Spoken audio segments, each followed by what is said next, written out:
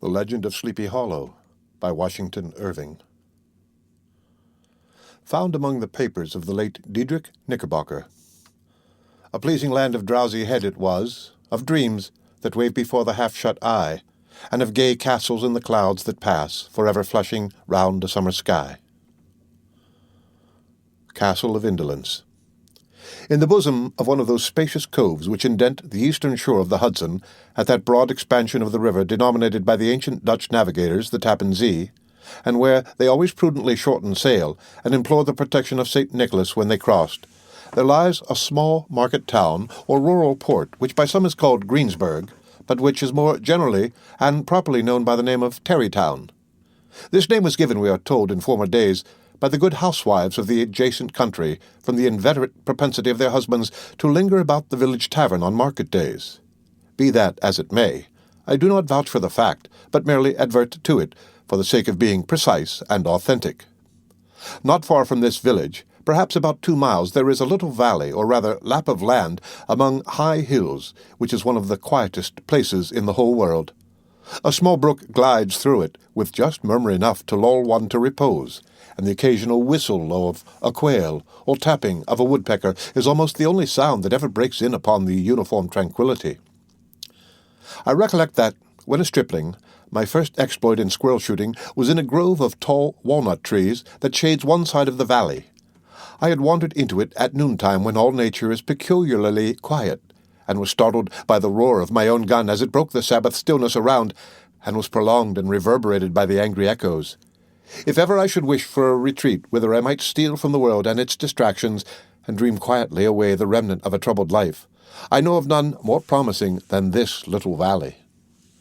From the listless repose of the place, and the peculiar character of its inhabitants, who are descendants from the original Dutch settlers, this sequestered glen has long been known by the name of Sleepy Hollow, and its rustic lads are called the Sleepy Hollow boys throughout all the neighboring country.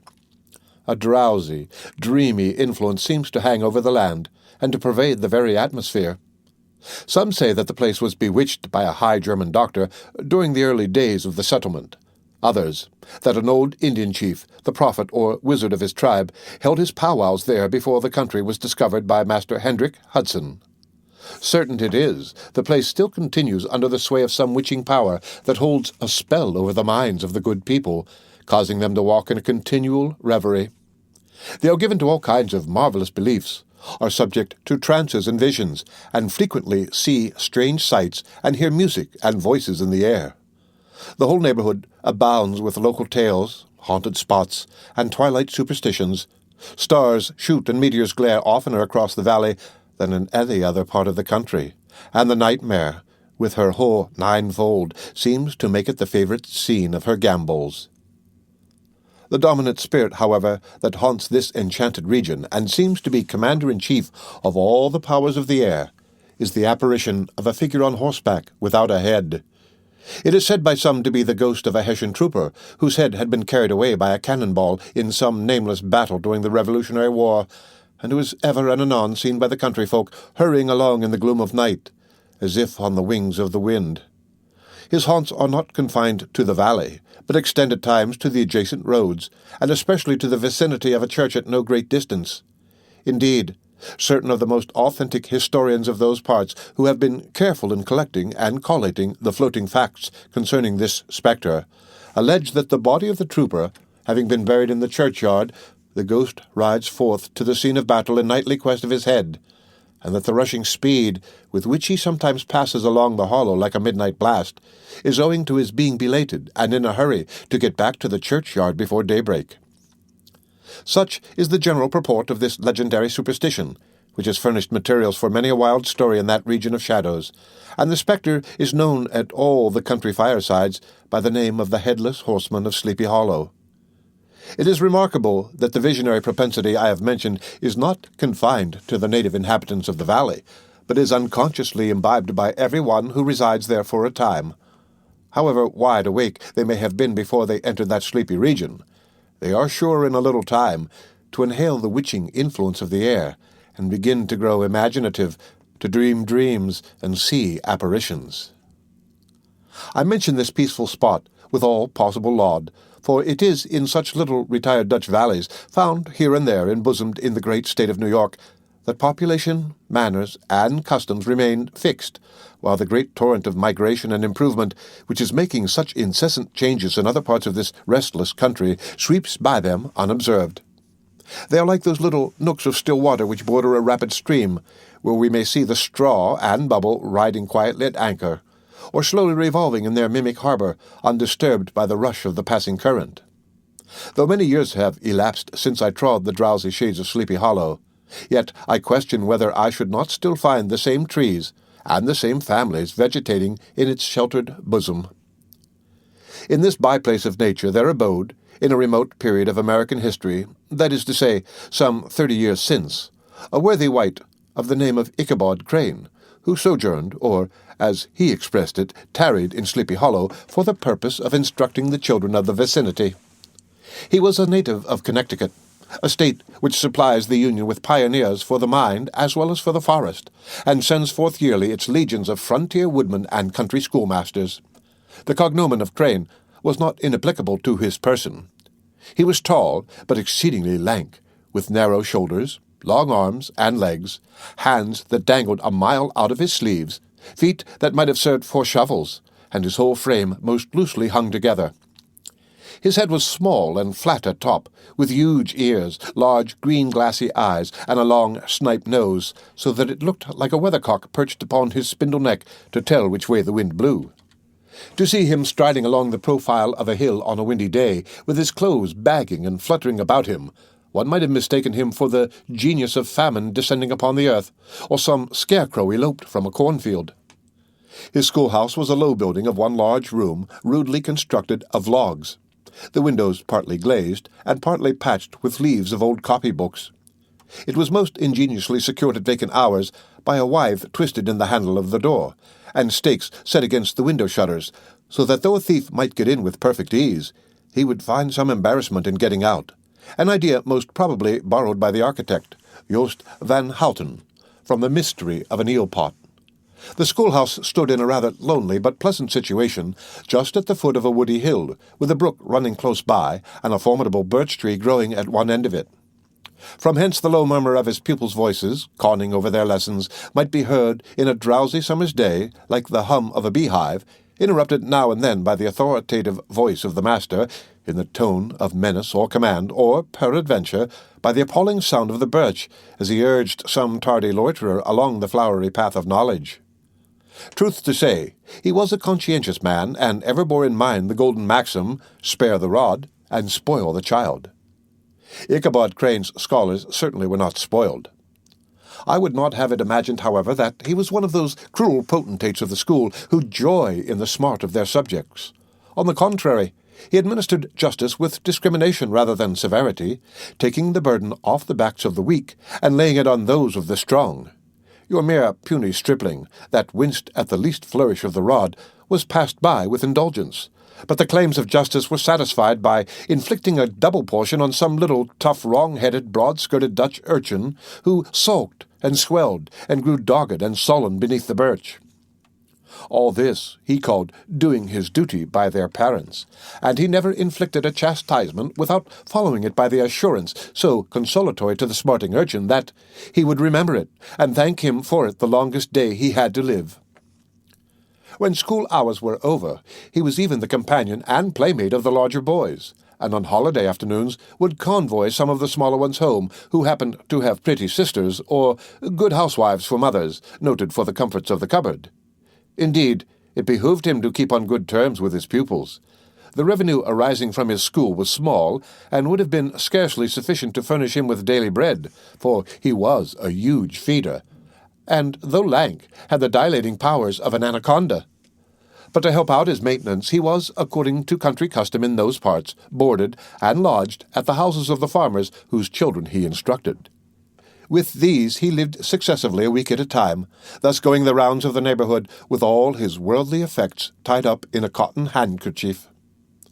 That all this might not be too onerous on the purses of his rustic patrons, who are apt to consider the cost of schooling a grievous burden, and schoolmasters as mere drones, he had various ways of rendering himself both useful and agreeable. He assisted the farmers occasionally in the lighter labours of their farms, helped to make hay, mended the fences, took the horses to water, drove the cows from pasture, and cut wood for the winter fire. He laid aside, too, all the dominant dignity and absolute sway with which he lorded it in his little empire, the school, and became wonderfully gentle and ingratiating. He found favour in the eyes of the mothers by petting the children, particularly the youngest, and like the lion bold, which whilom so magnanimously the lamb did hold, he would sit with a child on one knee, and rock a cradle with his foot for whole hours together. In addition to his other vocations, he was the singing master of the neighbourhood, and picked up many bright shillings by instructing the young folks in psalmody. It was a matter of no little vanity to him on Sundays to take his station in front of the church gallery with a band of chosen singers, where, in his own mind, he completely carried away the palm from the parson. Certain it is, his voice resounded far above all the rest of the congregation, and there are particular quavers still to be heard in that church, and which may even be heard half a mile off, quite to the opposite side of the mill-pond on a still Sunday morning, which are said to be legitimately descended from the nose of Ichabod Crane. Thus, by divers little makeshifts, in that ingenious way which is commonly denominated by hook and by crook, the worthy pedagogue got on tolerably enough, and was thought, by all who understood nothing of the labour of headwork, to have a wonderfully easy life of it. The schoolmaster is generally a man of some importance in the female circle of a rural neighbourhood, being considered a kind of idle, gentlemanlike personage, of vastly superior taste and accomplishments to the rough country swains, and indeed inferior in learning only to the parson. His appearance, therefore, is apt to occasion some little stir at the tea-table of a farmhouse, and the addition of a supernumerary dish of cakes, or sweetmeats, or, peradventure, the parade of a silver teapot. Our man of letters, therefore, was peculiarly happy in the smiles of all the country damsels. How he would figure among them in the churchyard, between services on Sundays, gathering grapes for them from the wild vines that overran the surrounding trees, reciting for their amusement all the epitaphs on the tombstones, or sauntering with a whole bevy of them along the banks of the adjacent mill-pond, while the more bashful country bumpkins hung sheepishly back, envying his superior elegance and address. From his half-itinerant life, also, he was a kind of travelling gazette, carrying the whole budget of local gossip from house to house, so that his appearance was always greeted with satisfaction. He was, moreover, esteemed by the women as a man of great erudition, for he had read several books quite through, and was a perfect master of Cotton Mather's History of New England Witchcraft, in which, by the way, he most firmly and potently believed. He was, in fact, an odd mixture of small shrewdness and simple credulity. His appetite for the marvellous and his powers of digesting it were equally extraordinary, and both had been increased by his residence in this spellbound region. No tale was too gross or monstrous for his capacious swallow.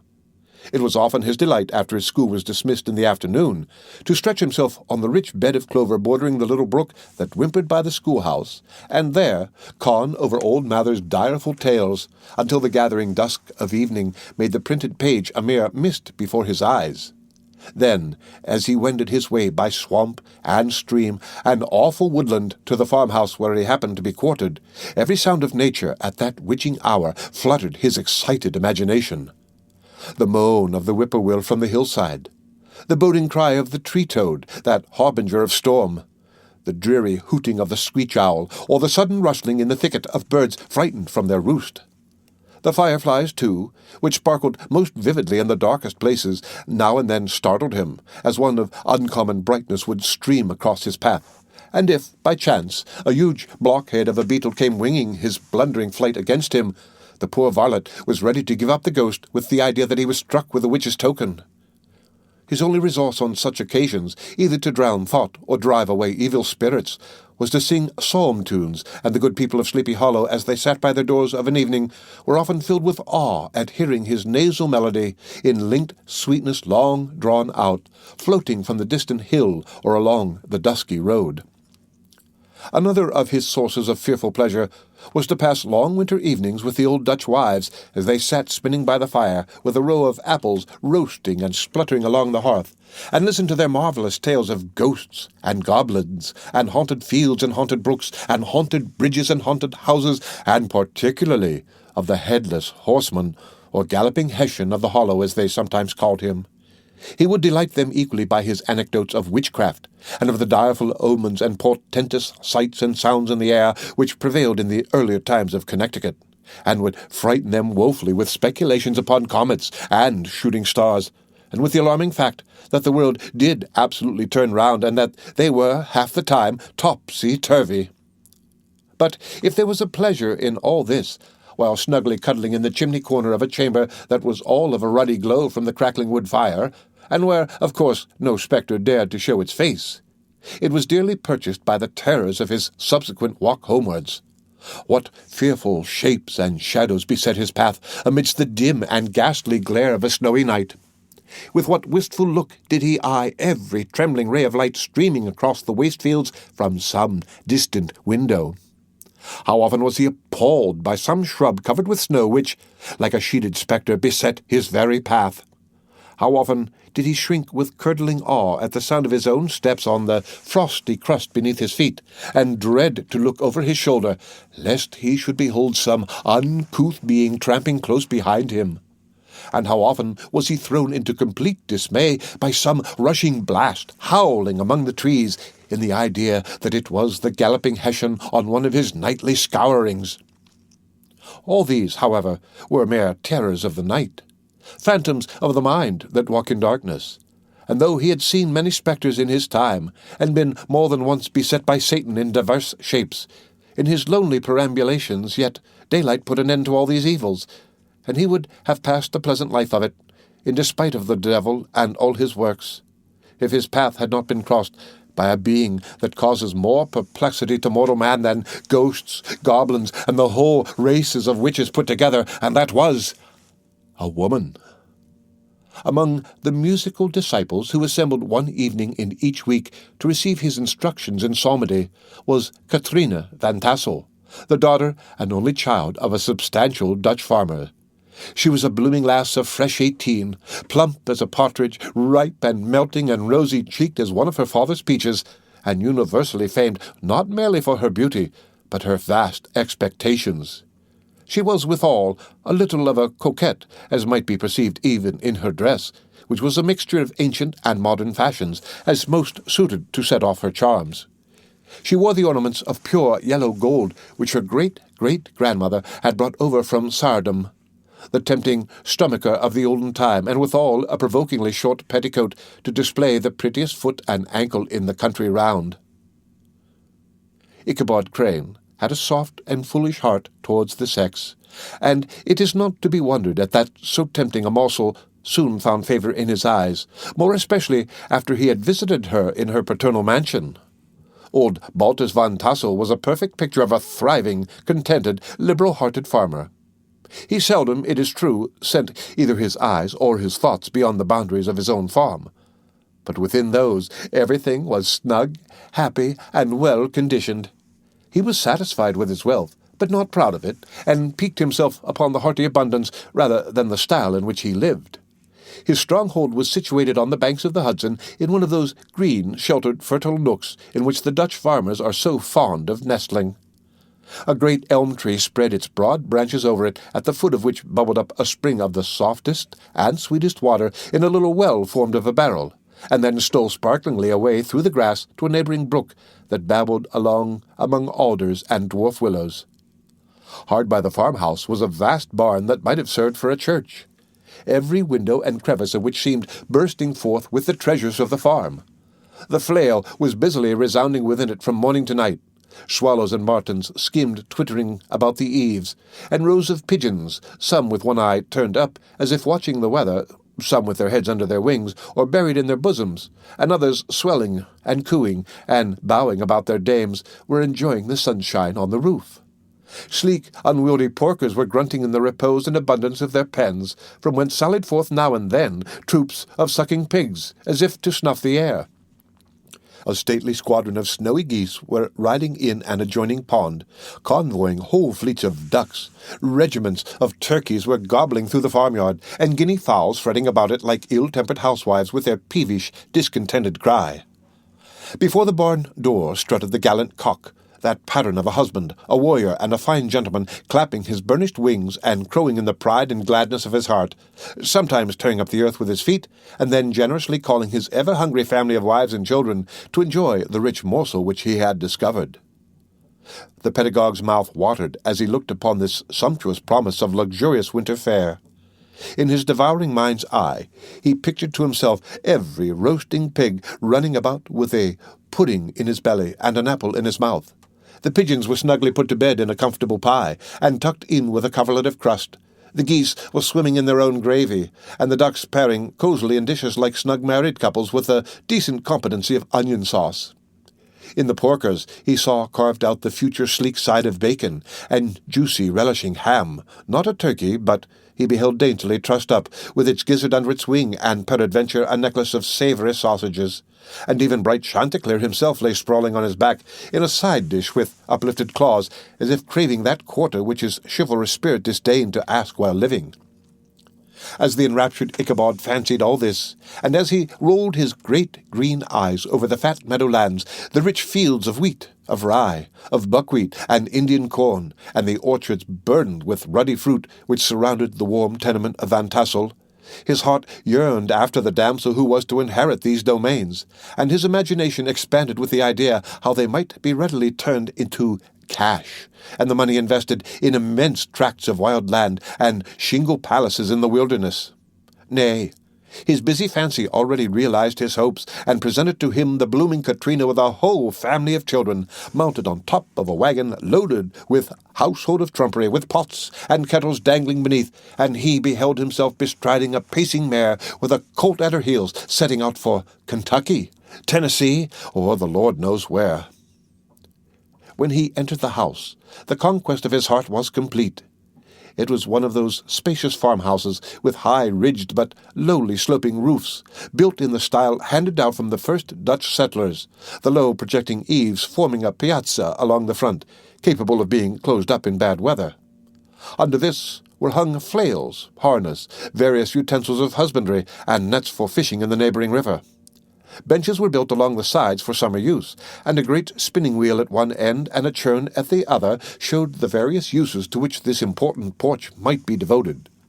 From this piazza the wandering Ichabod entered the hall, which formed the centre of the mansion, and the place of usual residence. Here rows of resplendent pewter ranged on a long dresser dazzled his eyes. In one corner stood a huge bag of wool ready to be spun. In another, a quantity of linsey-woolsey just from the loom.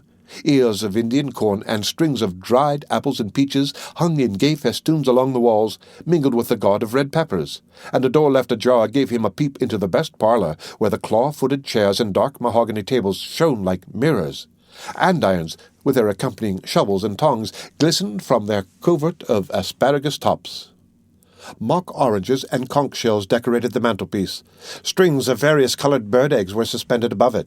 A great ostrich egg was hung from the centre of the room, and a corner cupboard, knowingly left open, displayed immense treasures of old silver and well-mended china. From the moment Ichabod laid his eyes upon these regions of delight, the peace of his mind was at an end, and his only study was how to gain the affections of the peerless daughter of Van Tassel. In this enterprise, however, he had more real difficulties than generally fell to the lot of a knight-errant of yore, who seldom had anything but giants, enchanters, fiery dragons, and such like easily conquered adversaries to contend with, and had to make his way merely through gates of iron and brass, and walls of adamant to the castle-keep, where the lady of his heart was confined. All which he achieved as easily as a man would carve his way to the centre of a Christmas pie. And then the lady gave him her hand as a matter of course. Ichabod, on the contrary, had to win his way to the heart of a country coquette, beset with a labyrinth of whims and caprices, which were forever presenting new difficulties and impediments.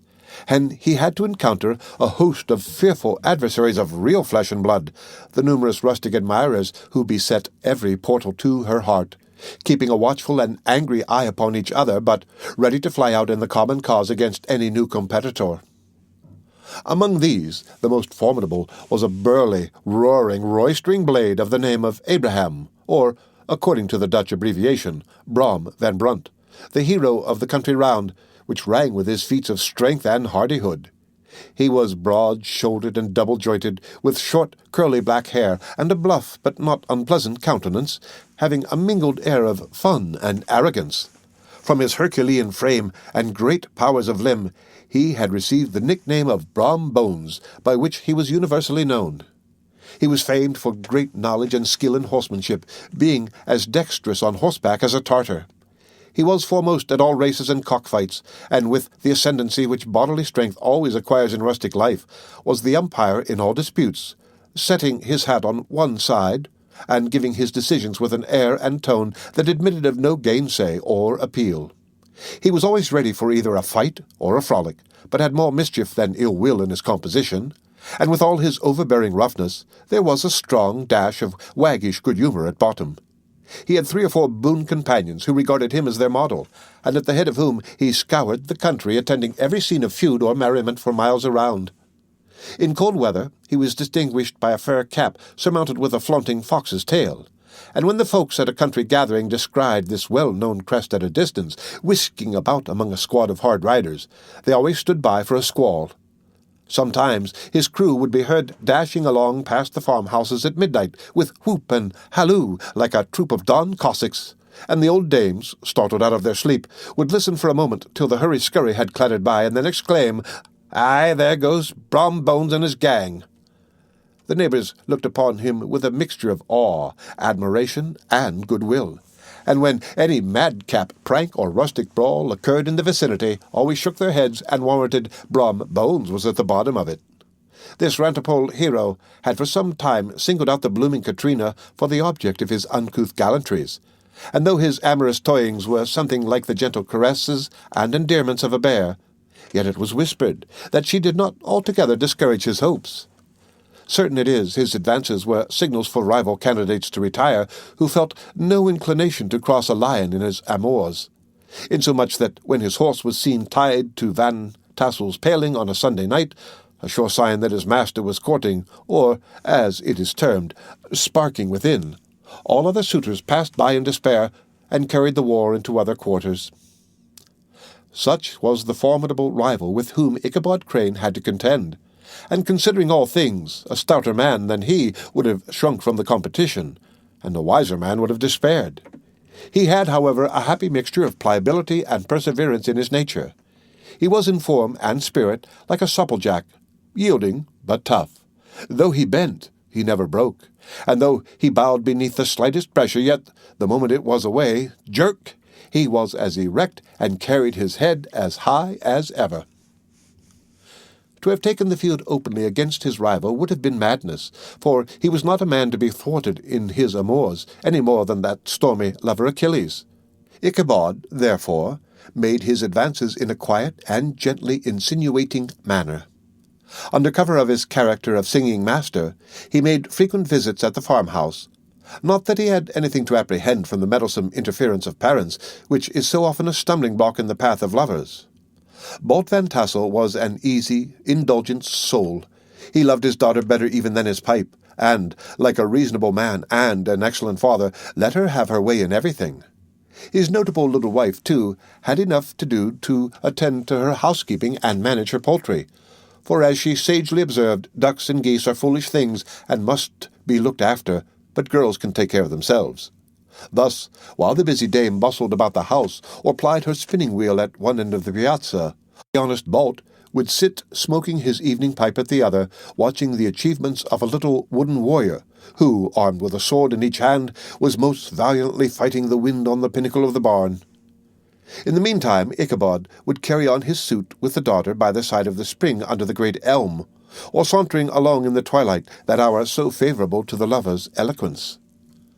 I profess not to know how women's hearts are wooed and won. To me they have always been matters of riddle and admiration. Some seem to have but one vulnerable point, or door of access, while others have 1,000 avenues, and may be captured in 1,000 different ways. It is a great triumph of skill to gain the former, but a still greater proof of generalship to maintain possession of the latter, for man must battle for his fortress at every door and window. He who wins 1,000 common hearts is therefore entitled to some renown, but he who keeps undisputed sway over the heart of a coquette is indeed a hero. Certain it is, this was not the case with the redoubtable Brom Bones, and from the moment Ichabod Crane made his advances, the interests of the former evidently declined. His horse was no longer seen tied to the palings on Sunday nights, and a deadly feud gradually arose between him and the preceptor of Sleepy Hollow. Brom, who had a degree of rough chivalry in his nature, would fain have carried matters to open warfare, and have settled their pretensions to the lady, according to the mode of those most concise and simple reasoners, the knights-errant of yore, by single combat. But Ichabod was too conscious of the superior might of his adversary to enter the lists against him. He had overheard a boast of Bones that he would double the schoolmaster up and lay him on a shelf of his own schoolhouse, and he was too wary to give him an opportunity. There was something extremely provoking in this obstinately pacific system. It left Brom no alternative but to draw upon the funds of rustic waggery in his disposition, and to play off boorish practical jokes upon his rival. Ichabod became the object of whimsical persecution to Bones and his gang of rough riders. They harried his hitherto peaceful domains, smoked out his singing school by stopping up the chimney, broke into the schoolhouse at night in spite of its formidable fastenings of withe and window stakes, and turned everything topsy-turvy so that the poor schoolmaster began to think all the witches in the country held their meetings there. But what was still more annoying, Brom took all opportunities of turning him into ridicule in presence of his mistress, and had a scoundrel dog whom he taught to whine in the most ludicrous manner, and introduced as a rival of Ichabod's to instruct her in psalmody.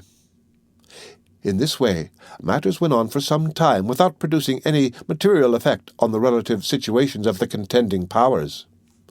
On a fine autumnal afternoon, Ichabod, in pensive mood, sat enthroned on the lofty stool from whence he usually watched all the concerns of his little literary realm. In his hand he swayed a ferule, that sceptre of despotic power. The birch of justice reposed on 3 nails behind the throne, a constant terror to evil-doers, while on the desk before him might be seen sundry contraband articles and prohibited weapons detected upon the persons of idle urchins, such as half-munched apples, popguns, whirligigs, fly-cages, and whole legions of rampant little paper gamecocks. Apparently there had been some appalling act of justice recently inflicted, for his scholars were all busily intent upon their books, or slyly whispering behind them, with one eye kept upon the master, and a kind of buzzing stillness reigned throughout the schoolroom. It was suddenly interrupted by the appearance of a negro in tow-cloth jacket and trousers, a round-crowned fragment of a hat, like the cap of Mercury, and mounted on the back of a ragged, wild, half-broken colt, which he managed with a rope by way of halter. He came clattering up to the school-door with an invitation to Ichabod to attend a merrymaking or quilting frolic to be held that evening at Mynheer Van Tassel's, and having delivered his message with that air of importance and effort at fine language which a negro is apt to display on petty embassies of the kind, he dashed over the brook, and was seen scampering away up the hollow, full of the importance and hurry of his mission. All was now bustle and hubbub in the late quiet schoolroom. The scholars were hurried through their lessons without stopping at trifles. Those who were nimble skipped over half with impunity, and those who were tardy had a smart application now and then in the rear to quicken their speed, or help them over a tall word. Books were flung aside without being put away on the shelves. Inkstands were overturned, benches thrown down, and the whole school was turned loose an hour before the usual time, bursting forth like a legion of young imps, yelping and racketing about the green in joy at their early emancipation. The gallant Ichabod now spent at least an extra half-hour at his toilet, brushing and furbishing up his best, and indeed only, suit of rusty black, and arranging his locks by a bit of broken looking-glass that hung up in the schoolhouse. That he might make his appearance before his mistress in the true style of a cavalier, he borrowed a horse from the farmer with whom he was domiciliated, a choleric old Dutchman of the name of Hans van Ripper, and thus gallantly mounted, issued forth like a knight-errant in quest of adventures. But it is meet I should, in the true spirit of romantic story, give some account of the looks and equipments of my hero and his steed. The animal he bestrode was a broken-down plough-horse that had outlived almost everything but its viciousness. He was gaunt and shagged, with a ewe-neck and a head like a hammer. His rusty mane and tail were tangled and knotted with burrs. One eye had lost its pupil and was glaring and spectral, but the other had the gleam of a genuine devil in it. Still, he must have had fire and metal in his day, if we may judge from the name he bore of gunpowder. He had, in fact, been a favourite steed of his master's, the choleric Van Ripper, who was a furious rider, and had infused very probably some of his own spirit into the animal. For old and broken down as he looked, there was more of the lurking devil in him than in any young filly in the country. Ichabod was a suitable figure for such a steed. He rode with short stirrups, which brought his knees nearly up to the pommel of the saddle. His sharp elbows stuck out like grasshoppers. He carried his whip perpendicularly in his hand like a sceptre, and as his horse jogged on, the motion of his arms was not unlike the flapping of a pair of wings. A small wool hat rested on the top of his nose, for so his scanty strip of forehead might be called, and the skirts of his black coat fluttered out almost to the horse's tail. Such was the appearance of Ichabod and his steed as they shambled out of the gate of Hans Van Ripper, and it was altogether such an apparition as is seldom to be met with in broad daylight. It was, as I have said, a fine autumnal day. The sky was clear and serene, and nature wore that rich and golden livery which we always associate with the idea of abundance. The forests had put on their sober brown and yellow, while some trees of the tenderer kind had been nipped by the frosts into brilliant dyes of orange, purple, and scarlet. Streaming files of wild ducks began to make their appearance high in the air. The bark of the squirrel might be heard from the groves of beech and hickory nuts, and the pensive whistle of the quail at intervals from the neighbouring stubble field. The small birds were taking their farewell banquets. In the fullness of their revelry, they fluttered, chirping and frolicking from bush to bush and tree to tree, capricious from the very profusion and variety around them. There was the honest cock-robin, the favourite game of stripling sportsmen, with its loud querulous note, and the twittering blackbirds flying in sable clouds, and the golden-winged woodpecker with his crimson crest, his broad black gorget, and splendid plumage, and the cedar-bird with its red-tipped wings and yellow-tipped tail, and its little Montero cap of feathers, and the blue-jay, that noisy coxcomb in his gay light-blue coat and white underclothes, screaming and chattering, nodding and bobbing and bowing, and pretending to be on good terms with every songster of the grove. As Ichabod jogged slowly on his way, his eye, ever open to every symptom of culinary abundance, ranged with delight over the treasures of jolly autumn. On all sides he beheld vast store of apples, some hanging in oppressive opulence on the trees, some gathered into baskets and barrels for the market, others heaped up in rich piles for the cider press. Farther on he beheld great fields of Indian corn with its golden ears peeping from their leafy coverts and holding out the promise of cakes and hasty pudding, and the yellow pumpkins lying beneath them, turning up their fair round bellies to the sun, and giving ample prospects of the most luxurious of pies. And anon he passed the fragrant buckwheat fields, breathing the odour of the beehive, and as he beheld them, soft anticipation stole over his mind of dainty slapjacks, well buttered and garnished with honey or treacle by the delicate little dimpled hand of Katrina Van Tassel. Thus feeding his mind with many sweet thoughts and sugared suppositions, he journeyed along the sides of a range of hills which look out upon some of the goodliest scenes of the mighty Hudson. The sun gradually wheeled his broad disk down in the west. The wide bosom of the Tappan Zee lay motionless and glassy, excepting that here and there a gentle undulation waved and prolonged the blue shadow of the distant mountain. A few amber clouds floated in the sky without a breath of air to move them. The horizon was of a fine golden tint, changing gradually into a pure apple green, and from that into the deep blue of the mid-heaven. A slanting ray lingered on the woody crests of the precipices that overhung some parts of the river, giving greater depth to the dark grey and purple of their rocky sides. A sloop was loitering in the distance, dropping slowly down with the tide, her sail hanging uselessly against the mast, and, as the reflection of the sky gleamed along the still water, it seemed as if the vessel was suspended in the air. It was toward evening that Ichabod arrived at the castle of the Heer Van Tassel, which he found thronged with the pride and flower of the adjacent country. Old farmers, a spare leathern-faced race in homespun coats and breeches, blue stockings, huge shoes, and magnificent pewter buckles, their brisk, withered little dames in close, crimped caps, long-waisted short gowns, homespun petticoats with scissors and pincushions and gay calico pockets hanging on the outside.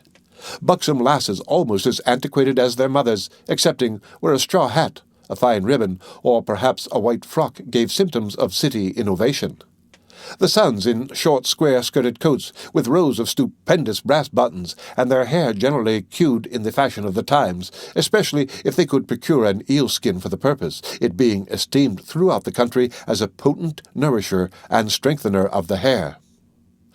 Brom Bones, however, was the hero of the scene, having come to the gathering on his favourite steed, Daredevil, a creature like himself full of mettle and mischief, and which no one but himself could manage. He was, in fact, noted for preferring vicious animals, given to all kinds of tricks, which kept the rider in constant risk of his neck, for he held a tractable, well-broken horse as unworthy of a lad of spirit. Fain would I pause to dwell upon the world of charms that burst upon the enraptured gaze of my hero as he entered the state parlour of Van Tassel's mansion. Not those of the bevy of buxom lasses, with their luxurious display of red and white, but the ample charms of a genuine Dutch country tea-table in the sumptuous time of autumn. Such heaped-up platters of cakes of various and almost indescribable kinds, known only to experienced Dutch housewives. There was the doughty doughnut, the tender, oily coke, and the crisp and crumbling cruller, sweet cakes and short cakes, ginger cakes and honey cakes, and the whole family of cakes. And then there were apple pies, and peach pies, and pumpkin pies, besides slices of ham and smoked beef, and moreover delectable dishes of preserved plums and peaches and pears and quinces, not to mention broiled shad and roasted chickens, together with bowls of milk and cream all mingled higgledy-piggledy, pretty much as I have enumerated them, with a motherly teapot sending up its clouds of vapour from the midst. Heaven bless the mark! I want breath and time to discuss this banquet as it deserves, and am too eager to get on with my story. Happily, Ichabod Crane was not in so great a hurry as his historian, but did ample justice to every dainty. He was a kind and thankful creature, whose heart dilated in proportion as his skin was filled with good cheer, and whose spirits rose with eating as some men's do with drink. He could not help, too, rolling his large eyes round him as he ate, and chuckling with the possibility that he might one day be lord of all this scene of almost unimaginable luxury and splendour. Then he thought how soon he'd turn his back upon the old schoolhouse, snap his fingers in the face of Hans von Ripper and every other niggardly patron, and kick any itinerant pedagogue out of doors that should dare to call him comrade. Old Baltus Van Tassel moved about among his guests with a face dilated with content and good humour, round and jolly as the harvest moon. His hospitable attentions were brief, but expressive, being confined to a shake of the hand, a slap on the shoulder, a loud laugh, and a pressing invitation to fall to and help themselves. And now the sound of music from the common room or hall summoned to the dance. The music was an old, grey-headed Negro who had been the itinerant orchestra of the neighbourhood for more than half a century. His instrument was as old and battered as himself. The greater part of the time he scraped on 2 or 3 strings, accompanying every movement of the bow with a motion of the head, bowing almost to the ground and stamping with his foot whenever a fresh couple were to start. Ichabod prided himself upon his dancing as much as upon his vocal powers. Not a limb, not a fibre about him was idle, and to have seen his loosely hung frame in full motion and clattering about the room, you would have thought St. Vitus himself, that blessed patron of the dance, was figuring before you in person. He was the admiration of all the negroes, who, having gathered, of all ages and sizes, from the farm and the neighbourhood, stood forming a pyramid of shining black faces at every door and window, gazing with delight at the scene, rolling their white eyeballs, and showing grinning rows of ivory from ear to ear. How could the flogger of urchins be otherwise than animated and joyous? The lady of his heart was his partner in the dance, and smiling graciously in reply to all his amorous oglings, while Brom Bones, sorely smitten with love and jealousy, sat brooding by himself in one corner. When the dance was at an end, Ichabod was attracted to a knot of the sager folks, who with old Van Tassel sat smoking at one end of the piazza, gossiping over former times, and drawing out long stories about the war. This neighbourhood, at the time of which I am speaking, was one of those highly favoured places which abound with chronicle and great men. The British and American line had run near it during the war. It had, therefore, been the scene of marauding and infested with refugees, cowboys, and all kinds of bolder chivalry. Just sufficient time had elapsed to enable each storyteller to dress up his tale with a little becoming fiction, and in the indistinctness of his recollection to make himself the hero of every exploit. There was the story of Doffue Martling, a large, blue-bearded Dutchman who had nearly taken a British frigate with an old iron 9-pounder from a mud breastwork, only that his gun burst at the 6th discharge. And there was an old gentleman who shall be nameless, being too rich a mynheer to be lightly mentioned, who in the Battle of White Plains, being an excellent master of defence, parried a musket ball with a small sword, insomuch that he absolutely felt it whiz round the blade and glance off at the hilt, in proof of which he was ready at any time to show the sword, with the hilt a little bent. There were several more that had been equally great in the field, not one of whom but was persuaded that he had a considerable hand in bringing the war to a happy termination. But all these were nothing to the tales of ghosts and apparitions that succeeded. The neighbourhood is rich in legendary treasures of the kind. Local tales and superstitions thrive best in these sheltered, long-settled retreats, but are trampled underfoot by the shifting throng that forms the population of most of our country places. Besides, there is no encouragement for ghosts in most of our villages, for they have scarcely had time to finish their first nap and turn themselves in their graves before their surviving friends have travelled away from the neighbourhood, so that when they turn out at night to walk their rounds, they have no acquaintance left to call upon. This is perhaps the reason why we so seldom hear of ghosts except in our long-established Dutch communities. The immediate cause, however, of the prevalence of supernatural stories in these parts was doubtless owing to the vicinity of Sleepy Hollow. There was a contagion in the very air that blew from that haunted region. It breathed forth an atmosphere of dreams and fancies infecting all the land. Several of the Sleepy Hollow people were present at Van Tassel's and, as usual, were doling out their wild and wonderful legends.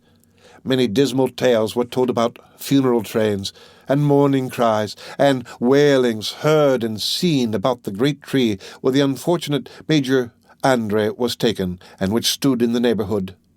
Some mention was made also of the woman in white that haunted the dark glen at Raven Rock, and was often heard to shriek on winter nights before a storm, having perished there in the snow.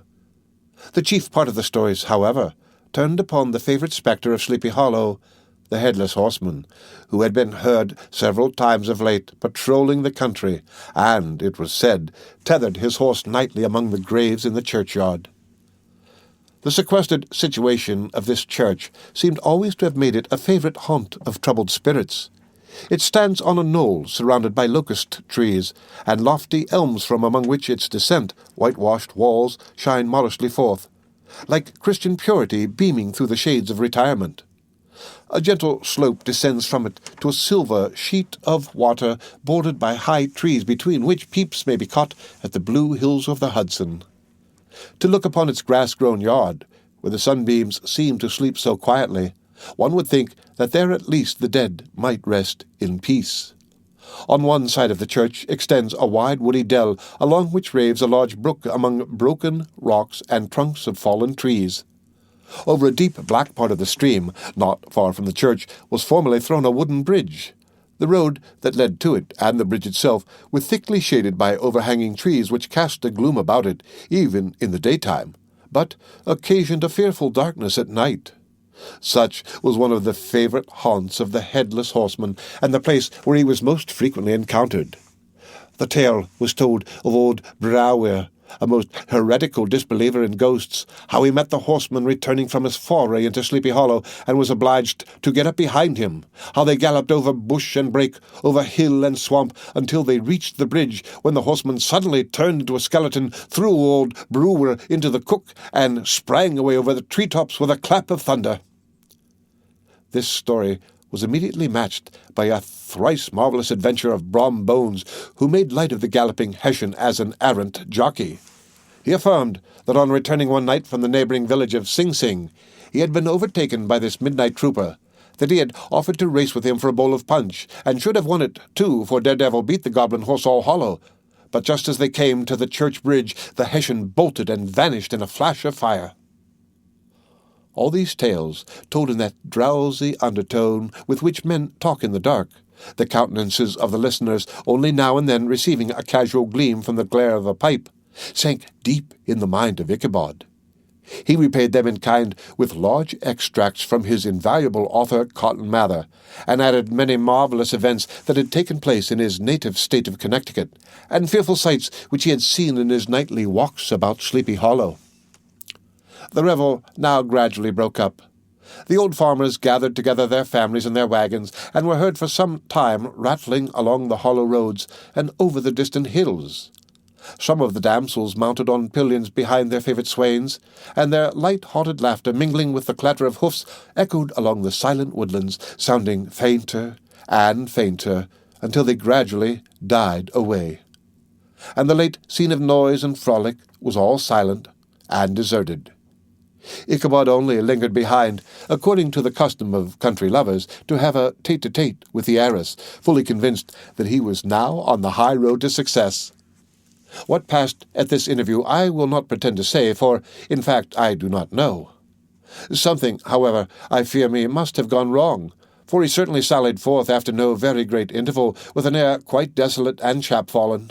Oh, these women! These women! Could that girl have been playing off any of her coquettish tricks? Was her encouragement of the poor pedagogue all a mere sham to secure her conquest of his rival? Heaven only knows, not I. Let it suffice to say, Ichabod stole forth with the air of one who had been sacking a hen-roost rather than a fair lady's heart. Without looking to the right or left to notice the scene of rural wealth on which he had so often gloated, he went straight to the stable, and with several hearty cuffs and kicks roused his steed most uncourteously from the comfortable quarters in which he was soundly sleeping, dreaming of mountains of corn and oats, and whole valleys of timothy and clover. It was the very witching time of night that Ichabod, heavy-hearted and crestfallen, pursued his travels homewards, along the sides of the lofty hills which rise above Tarry Town, and which he had traversed so cheerily in the afternoon. The hour was as dismal as himself. Far below him the Tappan Zee spread its dusky and indistinct waste of waters, with here and there the tall mast of a sloop riding quietly at anchor under the land. In the dead hush of midnight he could even hear the barking of the watchdog from the opposite shore of the Hudson, but it was so vague and faint as only to give an idea of his distance from this faithful companion of man. Now and then, too, the long-drawn crowing of a cock accidentally awakened would sound far, far off from some farmhouse away among the hills, but it was like a dreaming sound in his ear. No signs of life occurred near him, but occasionally the melancholy chirp of a cricket, or perhaps the guttural twang of a bullfrog from a neighbouring marsh, as if sleeping uncomfortably and turning suddenly in his bed. All the stories of ghosts and goblins that he had heard in the afternoon now came crowding upon his recollection. The night grew darker and darker. The stars seemed to sink deeper into the sky, and driving clouds occasionally hid them from his sight. He had never felt so lonely and dismal.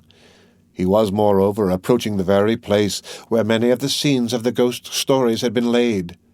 In the centre of the road stood an enormous tulip tree, which towered like a giant above all the other trees of the neighbourhood, and formed a kind of landmark.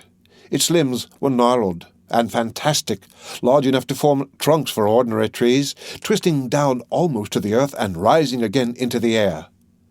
It was connected with the tragical story of the unfortunate Andre, who had been taken prisoner hard by, and was universally known by the name of Major Andre's tree.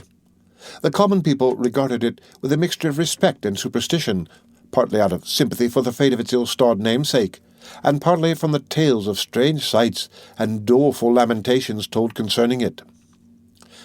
As Ichabod approached this fearful tree, he began to whistle. He thought his whistle was answered. It was but a blast sweeping sharply through the dry branches. As he approached a little nearer, he thought he saw something white hanging in the midst of the tree.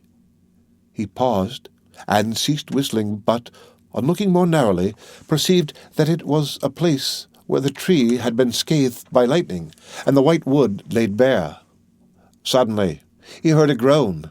His teeth chattered, and his knees smote against the saddle.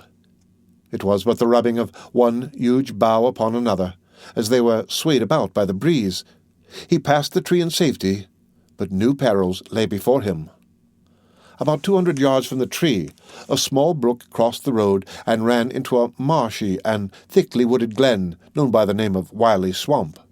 A few rough logs, laid side by side, served for a bridge over this stream.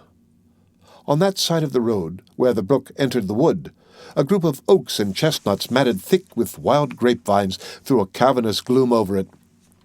To pass this bridge was the severest trial.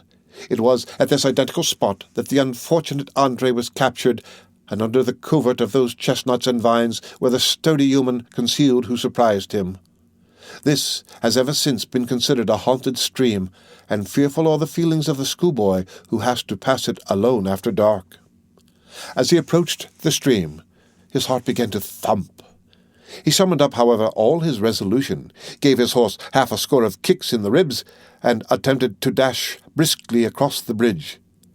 But instead of starting forward, the perverse old animal made a lateral movement and ran broadside against the fence. Ichabod, whose fears increased with the delay, jerked the reins on the other side and kicked lustily with the contrary foot. It was all in vain. His steed started, it is true, but it was only to plunge to the opposite side of the road into a thicket of brambles and alder bushes. The schoolmaster now bestowed both whip and heel upon the starveling ribs of old Gunpowder, who dashed forward, snuffling and snorting, but came to a stand just by the bridge with a suddenness that had nearly sent his rider sprawling over his head. Just at this moment, a plashy tramp by the side of the bridge caught the sensitive ear of Ichabod. In the dark shadow of the grove on the margin of the brook, he beheld something huge, misshapen, and towering. It stirred not, but seemed gathered up in the gloom like some gigantic monster ready to spring upon the traveller. The hair of the affrighted pedagogue rose upon his head with terror. What was to be done? To turn and fly was now too late, and besides, what chance was there of escaping ghost or goblin, if such it was, which could ride upon the wings of the wind? Summoning up, therefore, a show of courage, he demanded in stammering accents, "Who are you?" He received no reply. He repeated his demand in a still more agitated voice. Still there was no answer. Once more he cudgelled the sides of his inflexible gunpowder, and, shutting his eyes, broke forth with involuntary fervour into a psalm tune. Just then the shadowy object of alarm put itself in motion, and with a scramble and a bound stood at once in the middle of the road. Though the night was dark and dismal, yet the form of the unknown might now in some degree be ascertained. He appeared to be a horseman of large dimensions, and mounted on a black horse of powerful frame. He made no offer of molestation or sociability, but kept aloof on one side of the road, jogging along on the blind side of old Gunpowder, who had now got over his fright and waywardness. Ichabod, who had no relish for this strange midnight companion, and bethought himself of the adventure of Brom Bones with the galloping Hessian, now quickened his steed in hopes of leaving him behind. The stranger, however, quickened his horse to an equal pace. Ichabod pulled up and fell into a walk, thinking to lag behind.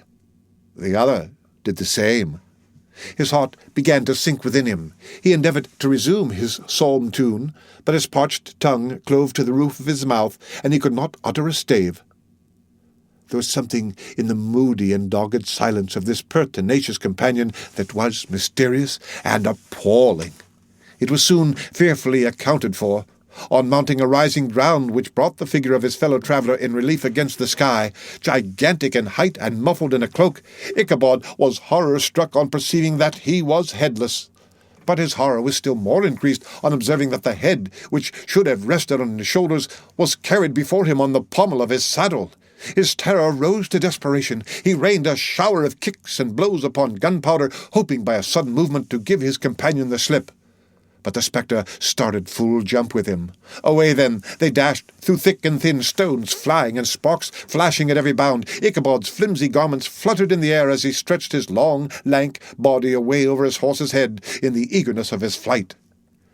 They had now reached the road which turns off to Sleepy Hollow, But Gunpowder, who seemed possessed with a demon instead of keeping up it, made an opposite turn and plunged headlong downhill to the left. This road leads through a sandy hollow shaded by trees for about a quarter of a mile, where it crosses the bridge famous in goblin story, and just beyond swells the green knoll on which stands the whitewashed church. As yet, the panic of the steed had given his unskilful rider an apparent advantage in the chase. But just as he had got halfway through the hollow, the girths of the saddle gave way, and he felt it slipping from under him. He seized it by the pommel and endeavoured to hold it firm, but in vain, and had just time to save himself by clasping old Gunpowder round the neck when the saddle fell to the earth and he heard it trampled underfoot by his pursuer. For a moment the terror of Hans Van Ripper's wrath passed across his mind, for it was his Sunday saddle. But this was no time for petty fears. The goblin was hard on his haunches, and, unskilful rider that he was, he had much ado to maintain his seat, sometimes slipping on one side, sometimes on another, and sometimes jolted on the high ridge of the horse's backbone with a violence that he verily feared would cleave him asunder. An opening in the trees now cheered him with the hopes that the church bridge was at hand. The wavering reflection of a silver star in the bosom of the brook told him that he was not mistaken. He saw the walls of the church dimly glaring under the trees beyond. He recollected the place where Brombone's ghostly competitor had disappeared. "If I can but reach that bridge," thought Ichabod, "I am safe." Just then he heard the black steed panting and blowing close behind him. He even fancied that he felt his hot breath. Another convulsive kick in the ribs, and old Gunpowder sprang upon the bridge. He thundered over the resounding planks. He gained the opposite side, and now Ichabod cast a look behind to see if his pursuer should vanish, according to rule, in a flash of fire and brimstone. Just then he saw the goblin rising in his stirrups, and in the very act of hurling his head at him. Ichabod endeavoured to dodge the horrible missile, but too late it encountered his cranium with a tremendous crash. He was tumbling headlong into the dust, and Gunpowder the black steed and the goblin rider passed by like a whirlwind. The next morning the old horse was found without his saddle, and with the bridle under his feet, soberly cropping the grass at his master's gate. Ichabod did not make his appearance at breakfast. Dinner hour came, but no Ichabod. The boys assembled at the schoolhouse, and strode idly about the banks of the brook, but no schoolmaster. Hans Van Ripper now began to feel some uneasiness about the fate of poor Ichabod and his saddle. An inquiry was set on foot, and after diligent investigation they came upon his traces. In one part of the road leading to the church was found the saddle trampled in the dirt, the tracks of horses' hoofs deeply dented in the road, and evidently at furious speed, were traced to the bridge beyond which, on the bank of a broad part of the brook, where the water ran deep and black, was found the hat of the unfortunate Ichabod, and close beside it a shattered pumpkin. The brook was searched, but the body of the schoolmaster was not to be discovered. Hans Van Ripper, as executor of his estate, examined the bundle which contained all his worldly effects. They consisted of 2 shirts and a half, 2 stocks for the neck, a pair or 2 of worsted stockings, an old pair of corduroy small clothes, a rusty razor, a book of psalm tunes full of dog-ears, and a broken pitch-pipe. As to the books and furniture of the schoolhouse, they belonged to the community, excepting Cotton Mather's History of Witchcraft, a New England almanac, and a book of dreams and fortune-telling, in which last was a sheet of foolscap much scribbled and blotted in several fruitless attempts to make a copy of verses in honour of the heiress of Van Tassel.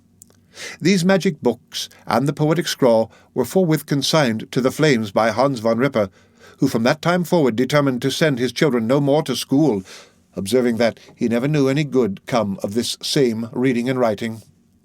Whatever money the schoolmaster possessed, and he had received his quarter's pay but a day or 2 before, he must have had about his person at the time of his disappearance.